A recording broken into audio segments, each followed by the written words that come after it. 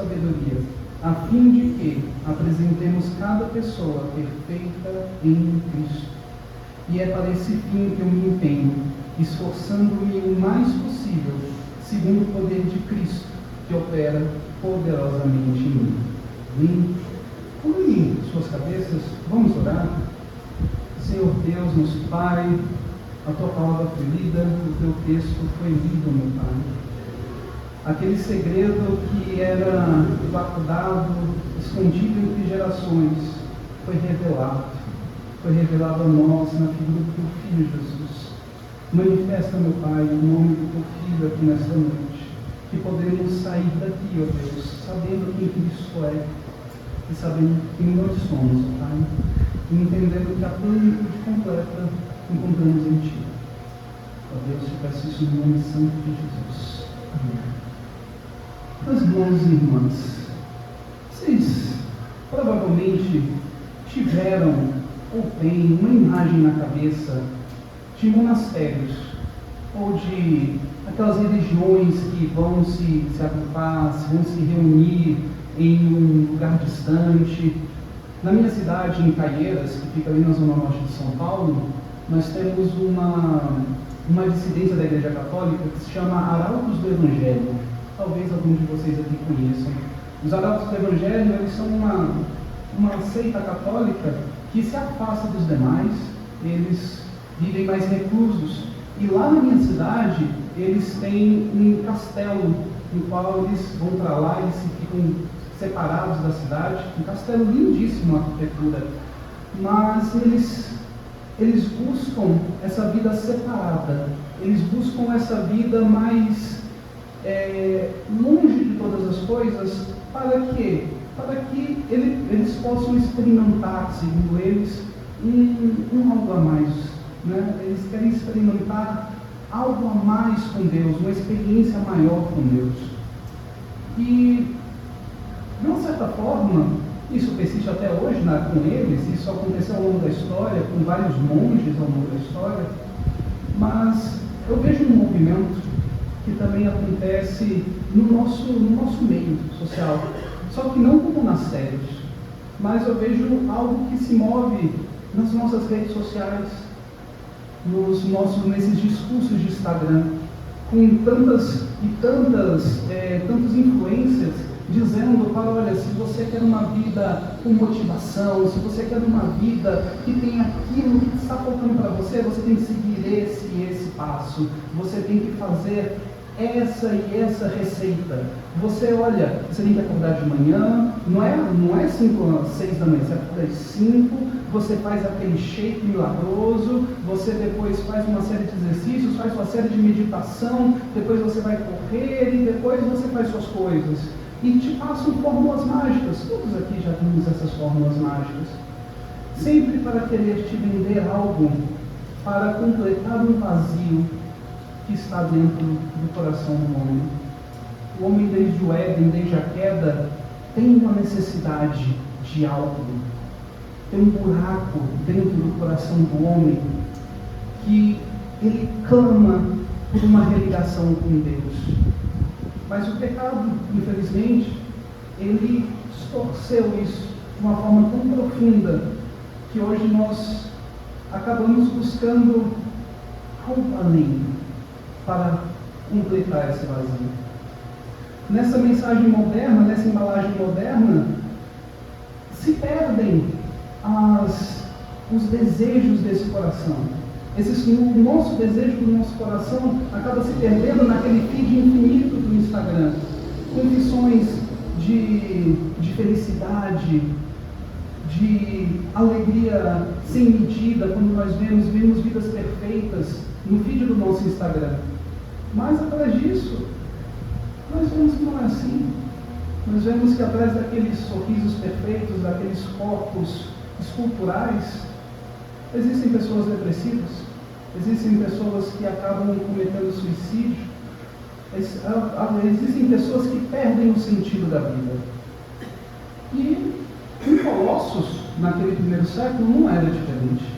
Falsos mestres, eles ofereciam ao povo, ofereciam aos cristãos um algo a mais, uma plenitude plenitude a mais, um ser completo do seu coração, essa felicidade além aos cristãos daquela época.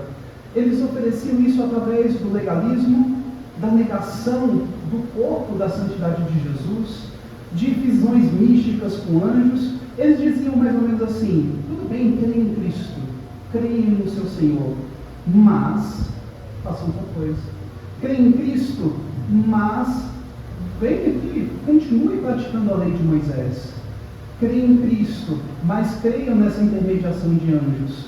Então, é isso que Paulo ele vem combatendo na carta e mostrando quem é de fato que devemos adorar, quem é de fato que nós devemos prestar a nossa devoção e o nosso coração. E Paulo está atualizando aqui uma verdade que chega até nós, que a verdadeira felicidade, que a verdadeira plenitude do nosso coração não deve estar na questão da moda, não deve estar em rituais antigos. A nossa verdadeira esperança deve estar em Cristo Jesus. E que nós vamos poder entender que essa plenitude, ela se manifesta em 3 tópicos aqui. Nós temos que nós encontremos o propósito de sofrer por Cristo. Eu gostaria que você focasse agora no versículo 24. Ele diz assim: agora me alegro nos meus sofrimentos por vocês e preencho o que resta das aflições de Cristo na minha carne, a favor do seu corpo, que é a igreja. Preste atenção. Agora me alegro nos meus sofrimentos por vocês. Paulo está dizendo que ele está ficando alegre por sofrer. Isso não parece loucura para os nossos ouvidos?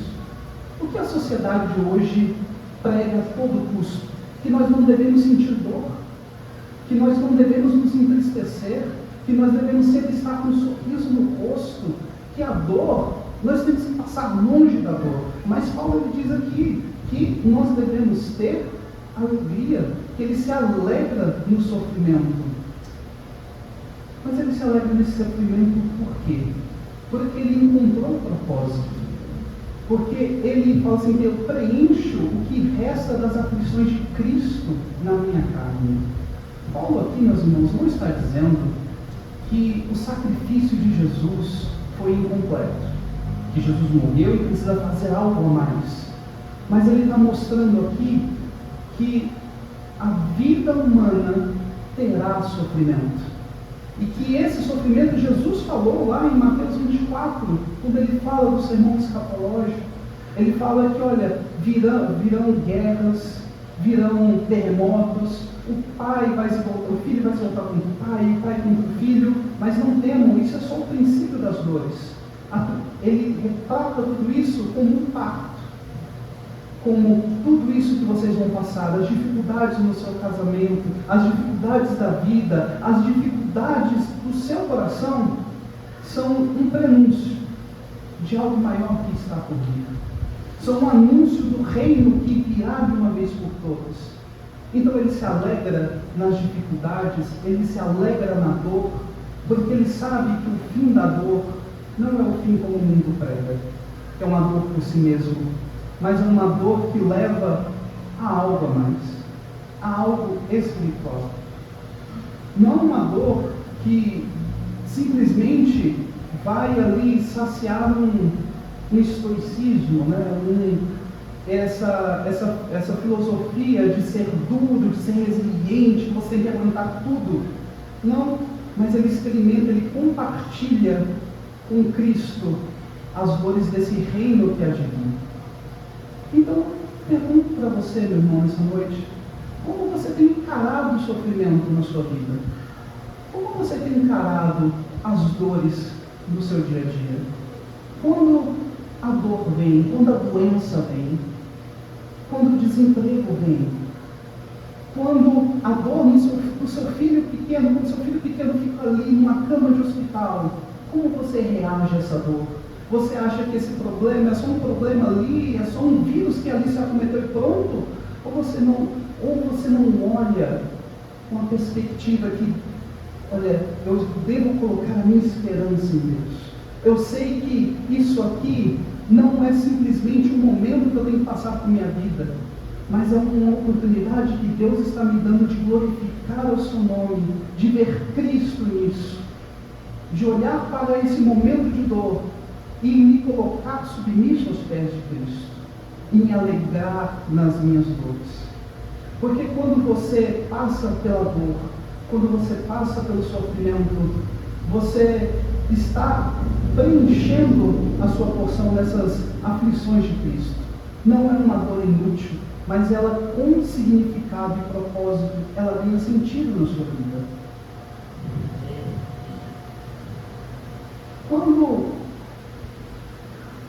Quando eu estava preparando esse sermão, eu fiquei pensando em algumas situações, e a situação de dor mais extrema que eu consigo pensar, e que eu já senti, foi quando eu perdi o meu primeiro filho. Quando nós tínhamos 20, 21 anos, e eu estava sentado ali, nós fomos fazer o pré-natal, e quando passou no ultrassom, o médico falou assim: olha, não tem movimento no saco gestacional, você tem que ir no hospital para fazer o procedimento de retirar o bebê. E um buraco abriu para mim. E quando eu cheguei naquela porta de hospital, e eu não pude subir, e a única coisa que eu sabia era chorar, e eu só sabia falar: Senhor, eu não vou blasfemar contra o teu nome. O Senhor me deu, o Senhor tomou. Bendito seja o teu nome, Senhor. E aquela dor foi uma dor que cortou minha alma, meus irmãos. Um presbiteriano aqui falando de momentos pessoais, mas foi uma dor que Deus mudou o meu caráter a partir daquela dor. A partir daquele momento eu não era mais um menino, mas eu era um homem que sabia o que era sofrer, que sabia que ações tinham consequências, que sabia que a vida a partir dali era para valer. Eu não estava mais no tutorial. Cristo me ensinou e ensina a sua igreja através da dor, através do sofrimento. E, prosseguindo no versículo 25, ele fala: da qual me tornei ministro de acordo com a dispensação da parte de Deus. Paulo, ele não sofre como um rebelde, ele não sofre como alguém que fala assim: por que Deus tirou meu filho? Por que Deus me prendeu aqui? Por que Deus mandou me açoitar, mandou me perseguir, cuspir em mim? Por que Deus mandou que eu ficasse preso aqui se eu sou preso de forma injusta? Não, eu me tornei ministro deste Deus, por parte de Deus, que me foi confiado em favor de vocês. Ele sofre como alguém que entende o que é sofrer. Mas com qual objetivo? Está lá no final do verso, que é cumprir a palavra de Deus, para que ela seja proclamada de forma eficaz. Então o sofrimento, ele serve de ponte para esse ponto que é a aplicação. O sofrimento não é algo etéreo, não é algo que simplesmente está ali para sermos punidos, mas não, é um sinal que Deus não nos abandonou, mas que para um crente fiel pode ser um palco para mostrar a glória de Deus, para mostrar a operação desse Cristo que você diz seguir, para mostrar que esse Cristo transformou o seu coração. Os momentos difíceis, as situações, são momentos pelo qual Deus nos utiliza para provar a sua fé e para mostrar para os outros o Cristo do qual você diz que segue. Então, se você consegue, pela graça de Deus, enxergar o propósito desse sofrimento e dignidade nesse serviço, então você está pronto para ouvir a mensagem de Paulo, porque ele nos aponta que a esperança, ela nunca decepciona, e que a fonte verdadeira dessa plenitude para encher o nosso coração está em Cristo. Na parte B do verso 25, vou ler ele novamente aqui, até o verso 27, para dar pleno cumprimento da palavra de Deus, o mistério que esteve escondido durante séculos e gerações, mas agora foi manifestado a seus santos. Mas a estes, Deus quis dar a conhecer a riqueza da glória deste mistério entre os gentios, que é Cristo em vocês, a esperança da glória. Meus irmãos, Cristo, ele é simples, ele não é complexo. A mensagem da cruz é simples, ela não é uma mensagem complexa. A mensagem da cruz é: arrependam-se, arrependam-se. Vocês estavam mortos em delitos e pecados, e Cristo Jesus retirou vocês do império das trevas. Cristo Jesus foi lá e retirou e os deu vida, e agora vivemos em novidade de vida. E é isso que está nessa esperança, é Cristo. Não é nossa força, não é o nosso coração, mas sim Cristo.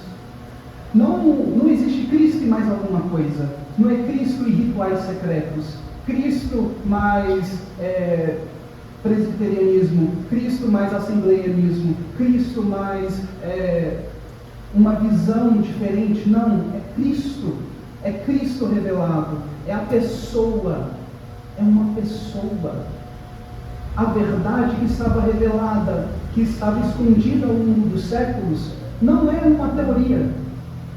A verdade que estava oculta lá no Antigo Testamento, estava oculta de alguma forma, não é um texto morto. Cristo não são palavras, Cristo é vivo. Ele é o Deus homem que habitou entre nós. Ele é uma pessoa, e para tal nós devemos ter relacionamento. Para conhecermos quem é Cristo de fato, nós precisamos ter relacionamento com Ele. Essa pessoa viva que habita no crente é a esperança da glória. É Cristo ressurreto. E não é uma teoria, é uma ligação que nós temos entre o crente e Jesus, formada pelo Espírito Santo. E é Cristo sozinho que traz essa esperança para nós. E o que isso, seminarista, muda no meu dia a dia? Saber de uma união, que Cristo está junto comigo espiritualmente. O que isso muda? Você já acordou assim com o peito apertado? Você já acordou ansioso, esperando para aquela mensagem que vai tocar no celular? Ou sentindo aquele vazio, aquele falta algo? Ou quando você conseguiu aquela promoção do serviço, e quando você viu, olha, realmente é só mais dinheiro, é só isso mesmo? Eu trabalhei longos anos. Ou quando se aposenta, eu trabalhei a minha vida inteira para chegar aqui na aposentadoria, então é isso? É só isso? Ou quando jovem, não, eu quero ter um Instagram bombado, eu quero ter um Instagram ativo, eu quero ter likes, eu quero ter sucesso, e quando obtém, é isso? Esse vazio? A resposta para essa pergunta é Cristo em vocês. Cristo tem que ser suficiente. É Jesus, é a pessoa de Jesus que tem que ser suficiente no seu coração. Não é Jesus e mais alguma coisa. No seu dia a dia, no seu trabalho, no seu relacionamento, é Cristo que deve clamar dentro do seu coração. É Cristo que tem que ser mostrado. Aquela ansiedade que rouba o seu sono, aquela dor que estava dentro do seu coração, que você busca, nada acha. A resposta para isso é Cristo. A resposta para isso é Jesus Cristo. E Ele não é um teorema que nós podemos alcançar, porque senão nós podemos cair no erro da religião virar uma performance. Nós podemos cair no erro de um erro que é comum nosso presbiteriano de achar que, por eu muito estudar a palavra, por eu conhecer as doutrinas a fundo, conhecer cada parte da Confissão de Fé de Westminster, cada um dos nossos símbolos de fé, por saber e aplicar aí lá no grego, no hebraico, e ir fundo ali, eu vou ter um Jesus e algo a mais. Eu vou ter um Jesus plus para mim, porque eu estou numa categoria diferente do resto da igreja visível de Cristo. Mas Paulo está dizendo que não. Paulo diz que esse mistério que esteve escondido e que agora foi manifestado aos seus santos é Cristo em vocês. Não é um conhecimento oculto, é um conhecimento aberto. Porque senão caímos nesse risco de dizer, eu leio 5 capítulos por dia da Bíblia, eu jejuo nas quartas-feiras, eu lidero tantos ministérios. A Confissão de Fé de Westminster, no capítulo 16, no ponto 4, ela fala que nós somos santificados pelo Espírito Santo. E que, na verdade, não só na substância, na verdade é na substância, não é só na aparência. Não é aquilo que nós fazemos, mas Ele mudou quem nós somos. O Espírito Santo mudou o nosso coração. Ele mudou aquilo que nós fazemos. Somos reformados, mas muitas das vezes esquecemos que um dos pontos dos 5 solas é só dos Cristos. É somente Cristo Jesus que salva. É somente Cristo Jesus que é aquele que vai transformar o nosso coração. É somente Cristo Jesus que nós devemos render honra, glória e louvor. Porque às vezes colocamos a nossa esperança naquilo que fazemos. Colocamos a esperança que nós vamos ativar Jesus no nosso devocional matinal. Jesus já está ativo dentro do coração, meu irmão. Você deve fazer seu devocional matinal, sim. Você deve ler a leitura da palavra, fazer a leitura da palavra. Mas não é crer que por eu fazer aquilo eu estou ativando Deus. Não, você está se alimentando da sua palavra. Você está tendo um relacionamento vivo e real com esse Deus. Mas não fazendo de uma forma mecânica. É a verdadeira piedade que se aflora desse conhecimento. De entender que no nosso dia a dia, o que importa é Cristo. É reconhecer que todo mérito é de Cristo. E que agora nós vivemos corandeu. Nós vivemos diante de Deus. Não para precisar ganhar o seu favor. Porque nós já temos o favor dele. Nós já ganhamos o favor de Cristo Jesus na sua cruz. Descanse nessa realidade, meu irmão. Descanse, porque em Cristo você não precisa de algo a mais, de um suplemento a mais. Em Cristo nós temos plenitude, nós somos completos em Cristo. E ficam algumas perguntas para o coração dos irmãos. O que você tem colocado no lugar de Cristo? O trabalho? O relacionamento? O ministério? Se a esperança dessa glória já habita em você, por que você parece que todo dia depende que eu tenho que fazer aquela rotina minha para alcançar essa graça especial? Essa graça já vive dentro de nós, essa graça já está em nós. Essa é a boa notícia. O mistério revelado, o mistério já foi revelado, Cristo já está entre nós, Ele já veio. E essa verdade, ela não deve nos deixar passivos. Essa verdade, então, você pode falar assim, tudo bem, meu irmão, então eu não devo fazer, não, você deve fazer, não devo jejuar, você deve jejuar, não, eu não devo fazer, você deve, mas aonde está a sua esperança? Aonde está o seu coração? É na forma ou no conteúdo? Então não deve fazer nada disso, não. É por isso que você deve. Essa verdade não nos deixa passivos. Mas essa verdade, pelo contrário, ela nos lança a um trabalho mais efetivo ainda. A um trabalho mais nobre ainda. Porque sabemos pelo poder de quem nós vamos trabalhar. E aí sim nós podemos procurar perfeição. No verso 28 diz assim: este Cristo nós anunciamos, advertindo a todos e ensinando a cada um em toda sabedoria, a fim de que apresentemos cada pessoa perfeita em Cristo. E para esse fim eu me empenho, esforçando-me o mais possível, segundo quem? O poder de Paulo? Não, segundo o poder de Cristo, que opera poderosamente em mim. Paulo ele não se contenta com simplesmente a conversão. Ele se contenta com a perfeição, teleios, a maturidade completa da pessoa em Cristo. Não é um perfeccionismo pecaminoso, mas ele se esforça, ele coloca o seu coração nessa perfeição, que não é uma perfeição que vai vir por seguir uma cartilha espiritual, não é uma perfeição que vai vir por seguir passo a passo ali, mas é uma perfeição que o próprio Deus opera no coração do homem. É o próprio Senhor que opera essa verdade dentro do nosso coração. Lá em Filipenses 2,13 diz que Ele opera tanto querer quanto realizar.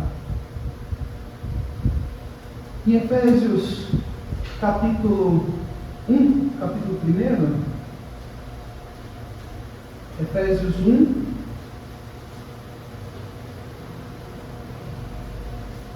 versos 19 a 20 diz assim: ao qual é a suprema grandeza do seu poder sobre nós, os que cremos, segundo a eficácia da força do seu poder. Ele exerceu esse poder em Cristo, ressuscitando dentre os mortos e fazendo assentar à direita nas regiões celestiais. Essa eficácia da força do seu poder, ele exerceu em Cristo Jesus. Essa força sobrenatural que opera em Cristo Jesus, é ela que deve operar dentro dos nossos corações. Essa força espiritual de Cristo operando em nós, através do Espírito Santo, que nós chamamos de santificação, meus irmãos. Esse processo contínuo de aperfeiçoamento até chegarmos à glória. E não é pelo seu esforço, não é pela sua rotina, mas é pela sua submissão ao Senhor, por Ele transformar o seu coração, que Ele vai te capacitar a ser transformado. É uma mudança de pensamento que às vezes nós temos uma dificuldade de ter. Eu vou ser transformado de vida, não é porque eu vou ler a Bíblia todo dia, é porque eu fui transformado que eu vou ler a Bíblia todo dia. É porque houve uma ação do Espírito Santo de Deus no meu coração, que eu estava morto nos meus delitos e pecados, conforme diz em Efésios 2. E agora eu vivo, e agora eu tenho fome da Bíblia, agora eu tenho fome de comunhão, de estar aqui com os irmãos, e não o inverso. E o que isso reflete na nossa vida? No lar. Quantas vezes um lar não pode estar bagunçado por falta de amor, por falta de paciência, a esposa irritada com o marido desleixado, o pai exausto com filhos rebeldes, os sogros que sempre ficam criticando. A maturidade, a completude é responder isso com graça, não com explosão. É trabalhar olhando, identificando o Senhor. Eu erro com isso aqui, Senhor. Pai, eu sou às vezes desleixado nas minhas tarefas. Pai, eu reconheço o meu pecado. Mas, Pai, eu não consigo sozinho. Senhor, eu não tenho força, Senhor. Eu já tentei, Pai, eu já tentei abandonar esse pecado. A minha esposa já reclamou tantas vezes comigo sobre este assunto. E eu continuamente caio, Senhor. Senhor, eu estou tentando lutar. Eu estou tentando vencer com as minhas forças. Senhor, lute com as suas forças por mim. Transforma o meu coração, Senhor. Transforma o meu ser, porque eu sei que Tu é capaz. Tu me transformaste de morto em vivo. Esse processo de santificação não é um processo que é humano somente. É um processo que é 100% humano, mas também é 100% de Deus. Se deixarmos só do nosso lado, nós não vamos conseguir. No trabalho, temos às vezes chefes injustos, a tentação de às vezes mentir, falsear alguma coisa, ou ficar orgulhoso porque o chefe deu crédito de um trabalho que era seu ao outro, ou o outro é mais reconhecido do que você. A ética cristã não é performance moral, é Cristo operando no seu coração, é demonstrar Cristo também nessas relações, é mostrar a outra face, é mostrar o nosso trabalho da melhor forma possível, é entregar como se estivesse fazendo realmente para Deus, é viver a nossa vida fora em Deus, na presença de Deus, perante Deus, em tudo.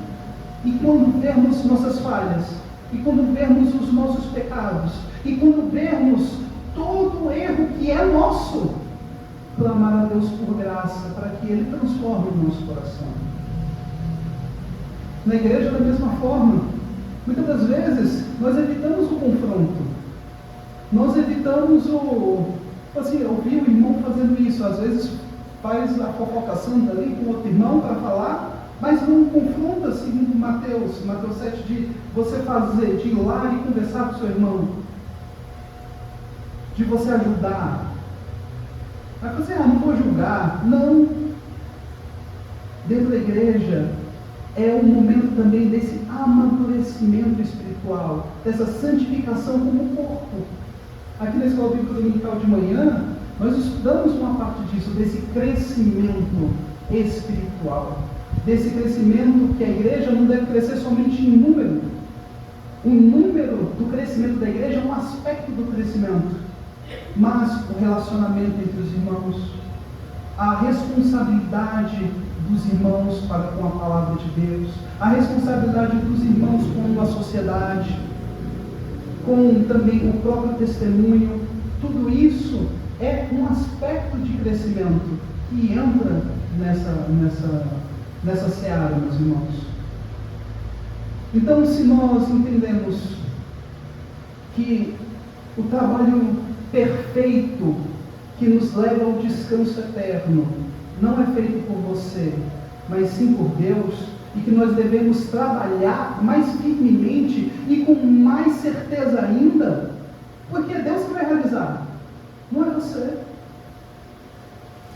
Se for eu falo assim, olha, eu vou aqui, eu vou orar, eu vou jejuar, eu vou fazer todo esse trabalho aqui, olha, para eu me libertar do meu vício em jogo, do meu vício em bet, do meu vício em maledicência, eu vou cair. Eu sei que vou cair. Mas como eu sei que é Cristo Jesus que está operando no meu coração, no seu coração, você tem firme certeza que Ele é fiel e poderoso para transformar o seu coração e mudar essa realidade. Então nós vemos que Cristo, Ele transforma tudo. No sofrimento, Ele dá propósito, Ele dá privilégio. A sua dor, a minha dor, ela não é perda, mas ela é um serviço ao corpo de Cristo. Cristo em você enche o mundo. Cristo em você transforma a sua vida e da sociedade. E isso reflete no final da nossa maturidade, não por sua força, mas pela essa energia que Ele opera poderosamente em você. Então, para resumir e finalizar, a verdade é que nós não devemos buscar algo a mais. Nós não devemos buscar Cristo e algo a mais. Cristo, Ele é suficiente. Ele preenche as suas aflições. Ele sustenta você hoje com esperança. Cristo sustenta você hoje com força, com amor, com vigor, para os dias que hão de vir e amanhã do seu crescimento. Ele não precisa de mais nada, é simplesmente Cristo. Então, se você está sofrendo uma dor sem sentido, se renda a Cristo. Ele tem um propósito eterno a você. Se o seu coração está buscando algo fora dele, se o seu coração está buscando as riquezas deste mundo, os prazeres em relacionamentos, o sucesso humano dentro de plataformas digitais, lembra que a esperança da glória não está nesse mundo. A esperança da glória não está nesse reino. Ela já habita dentro de você, é Cristo Jesus. Rejeite as falsas verdades que esse mundo conta para você. Rejeite essas falsas promessas de plenitude que o mundo oferece para você. E descanse na pessoa de Jesus. Jesus é vida. Jesus, Ele é o próprio Deus que se encarnou. Vocês têm ideia que Cristo é Deus? Vocês têm ideia que Cristo, Ele é o Todo-Poderoso que criou o universo? Ele não criou só a Terra. Ele criou o universo. Ele criou o tempo. Ele criou as estrelas. Ele criou as distâncias. Ele criou os átomos. Ele criou tudo o que há. E nós somos rebeldes para com Ele. Nos afastamos dele. E Ele nos amou tanto que mandou o seu único Filho para aqui viver, assumindo forma humana, vivendo como um de nós. E aqui viveu, e aqui sofreu, e nós o matamos. E Ele se entregou pelos nossos pecados. Esse sacrifício de Cristo Jesus na cruz é suficiente. Nada além do que fizermos será além do que esse sacrifício perfeito. As dores que hoje você passa, as lutas que você pode enfrentar, elas, meus irmãos, elas são superadas na cruz de Cristo. Derrame o seu coração, derrame sua vida perante o Senhor. Entregue os seus dias ao Senhor. Amém. Meus irmãos, vamos orar. Vamos pedir ao Senhor que Ele nos faça relembrar que Ele é o Senhor das nossas vidas. Senhor nosso Deus, graças te damos pelo sacrifício do Teu Filho Jesus.